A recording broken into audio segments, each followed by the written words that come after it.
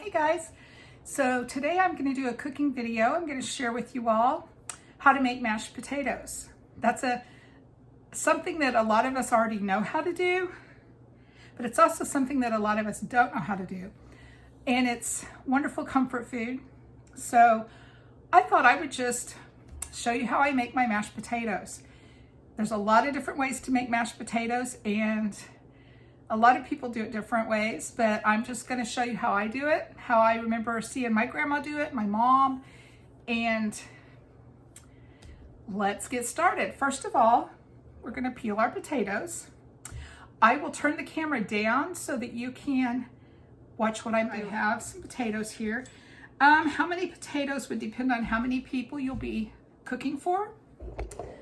So I'm cooking for 3 people. And I have about 6 medium-sized potatoes. Like to cook more than I know we will eat because I like leftover mashed potatoes. I use those and I make potato cakes, which is another good recipe that I learned from my grandma that we really like. So to peel potatoes, you can use a vegetable peeler or you can use a paring knife. Either one works just as well. Some people like to use the vegetable peeler.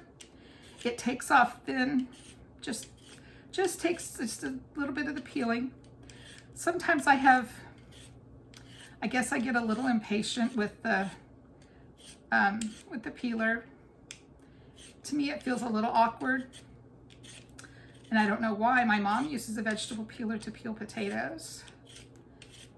But I usually will just grab a paring knife and go start peeling away. So there's what we're doing. We're just removing the peeling from the potatoes. I'm going to use a paring knife on this one.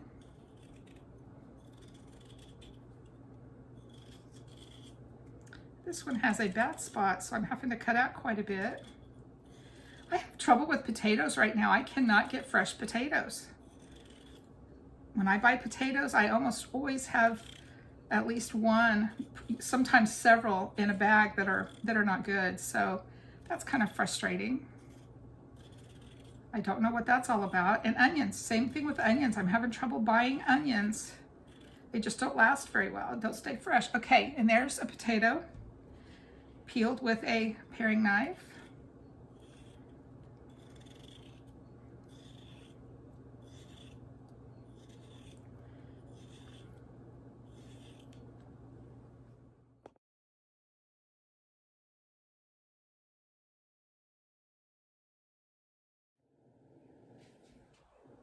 Okay, now that I have them all peeled, I'm going to take them to the sink and rinse them off very well, place them in a pan and cover them with water. Have water just about an inch above the tops of the potatoes, and I'll bring them to a boil and simmer them. I'm not sure how long. We'll see how long it takes until I can stick a fork in, tell that they're soft and tender. So that's what I'm going to do now. I'm going to go wash them and put them in a pan, and I'll be right back.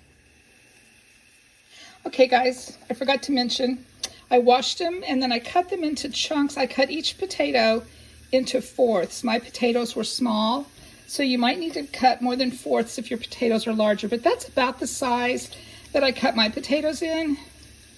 Then I cover them with water, as you can see, and then we will bring them to a boil and cook them until they are fork tender. And I'll be back. Okay, I believe our potatoes are done. I can poke with a knife and the knife just slides right through. When they're not quite done, when you put the knife in, they'll be just a little crunchy. We don't want that. They will not mash correctly at all. So just make sure that they're nice and soft when you put the knife in. And I'm going to go drain those, pour them through a colander, and I'll come back and show you how I finish them up.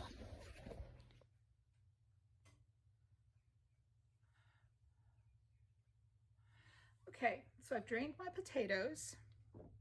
I'm going to add butter, probably 2 to 3 tablespoons for just this amount of potatoes. If I do a big amount, I will put half a stick to 1 stick of butter in. Sorry, I was getting salt out of the cabinet. I just sprinkle a fair amount of salt, but remember, use less, because if you don't have enough, you can add 2. But if you get too much in, you can't take it out. Okay, and I'm putting a little bit of black pepper because that's how my grandma did it. Now, there's a lot of ways to mash your potatoes. Some people use an electric mixer. Some people use a potato ricer. I either use an electric mixer or a potato masher, like my grandma used. Because, I don't know, I like the texture of the potatoes with the potato masher. Now the electric mixer would make the potatoes a lot creamier, probably. A lot smoother in their texture.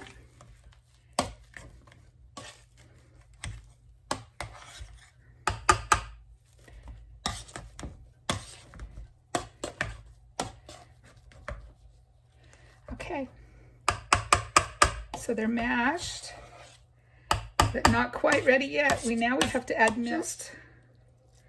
Just a splash, maybe 1/4 of a cup, maybe less than 1/4 of a cup. And again, when you get it all mixed in, if you think you need more milk, you can add it too.